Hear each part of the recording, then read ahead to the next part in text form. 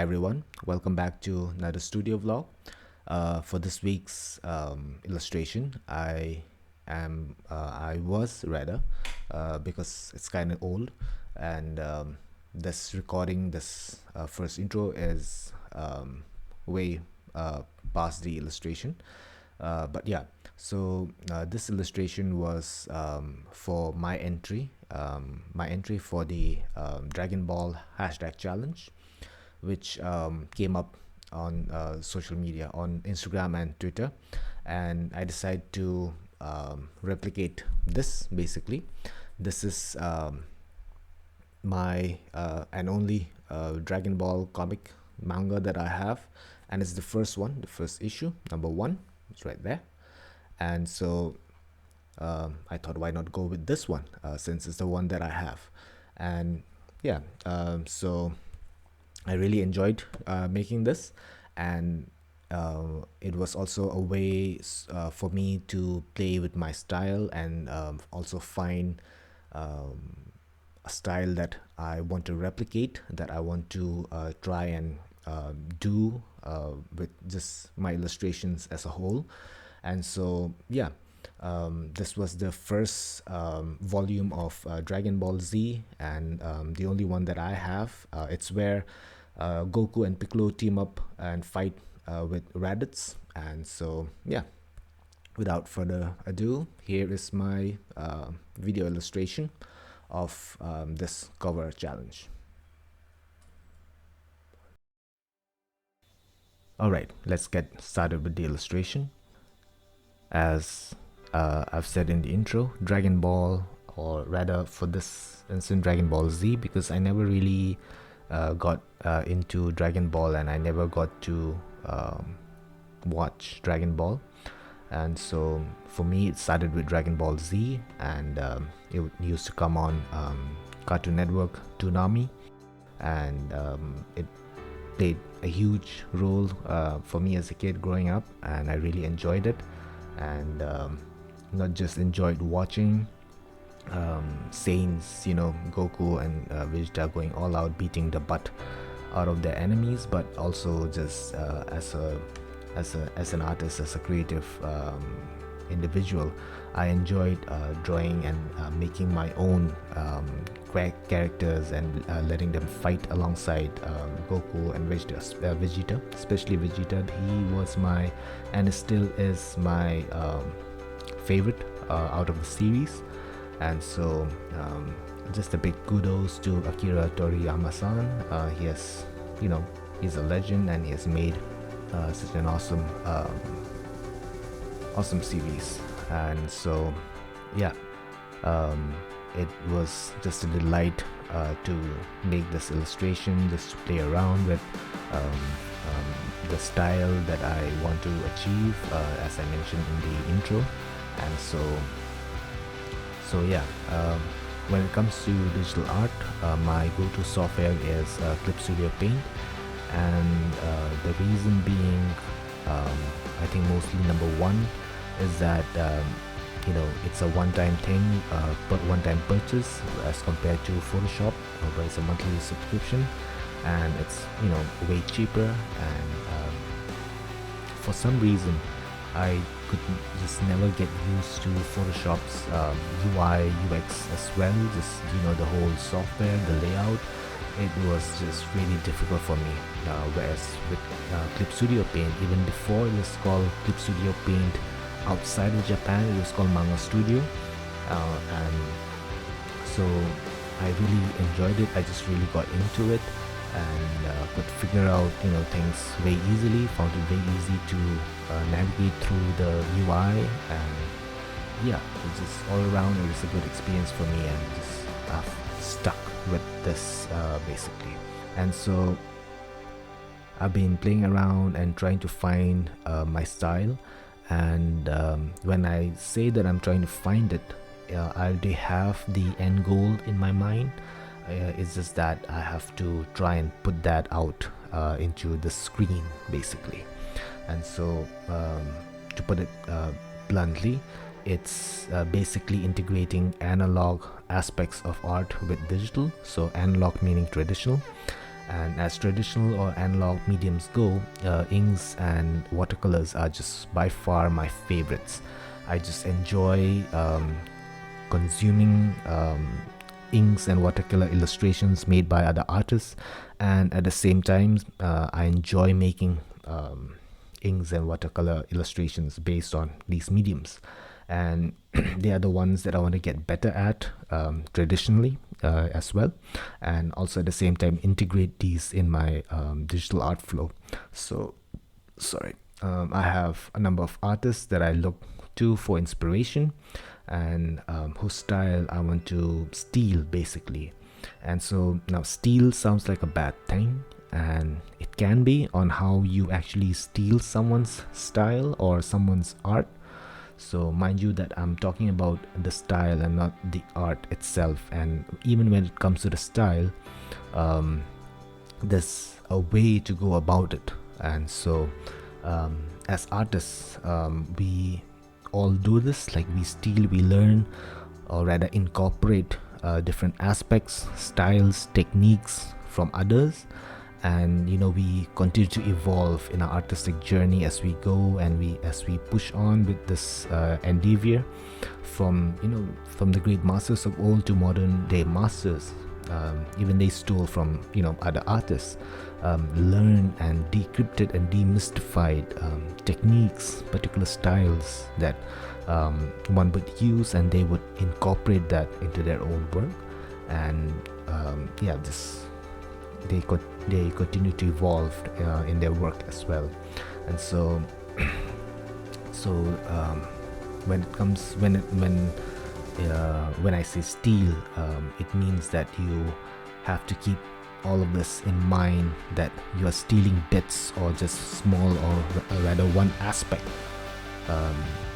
if that makes sense. So for example, for the style that I want to achieve, I'm stealing from 3 different artists right now.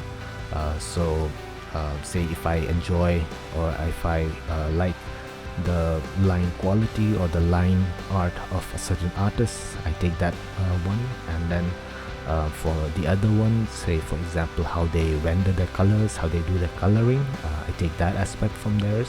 And so I mix and match all that and try and come up with my own unique style out of these 3 different ingredients basically.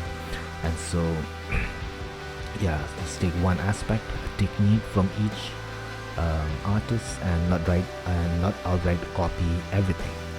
So that's basically how I'm going about to finding the style that I want to achieve. And this is also from a book that I read about. It's called Steal Like an Artist, 10 Things Nobody Told You About Being Creative by Austin Kleon. I hope I pronounced his surname correctly. And so it's a good book. It's an easy to read book, and I would highly recommend that you buy it, go through it, and it'll give you an insight on just basically the points that I touched on. And it goes a bit more deeper with this in the book. The author goes deeper, and mine was just the points, the basics basically. And so that's basically it. And I'm going to keep quiet now and pop back in at the end of the video.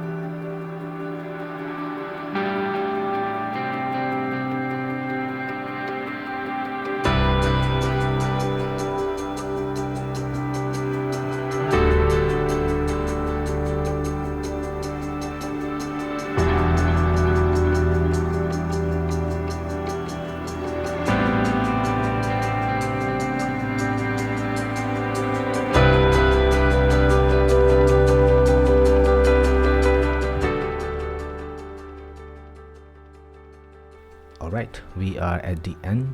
And like I said, while I do have the idea or the end goal in mind, but how I want my art to look, the style that I want to achieve, I am yet to achieve them to the level that I want to. So I still need to work on it, tweak them as I go, and just continue to experiment. And that's basically what I did in this illustration as well. It's not finished yet. I haven't reached that level yet where I'm satisfied with the final result. There are still a lot of things that I need to play around with, to practice, um, to work on, basically. Yeah.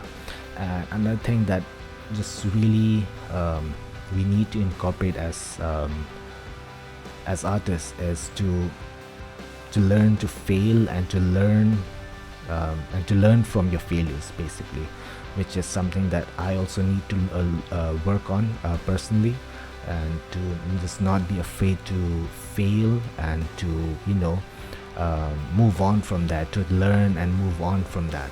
And it's something that I need to work on as well personally. And so yeah, that's basically it for this video.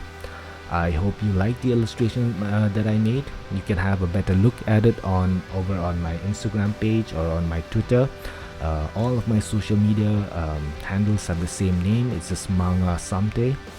My name is basically my brand. So if you search for Manga Samte, you'll just find me on all the social media handles that I'm there on. And so yeah, I'm sure you must have seen them pop up throughout the video as well. And so not just my social media handles, but my Coffee page as well. Coffee is basically like like Patreon, and but just a whole lot better, because they don't take any cuts, and any tip, any membership fees that people pay to the artists, we get the full thing, we get the full money. And so you can follow me on Coffee for updates as well, on behind the scenes, on what I'm working on, and also maybe put in a few tips to give me that extra boost, extra incentive to continue to keep making art and videos. And yeah, I will see you all next week. Cheers, everyone. Hey, you reached the end of the video. If you enjoyed watching this video, may I recommend watching the videos on the left? And if you haven't subscribed yet, tap that profile picture on the right. See you next week.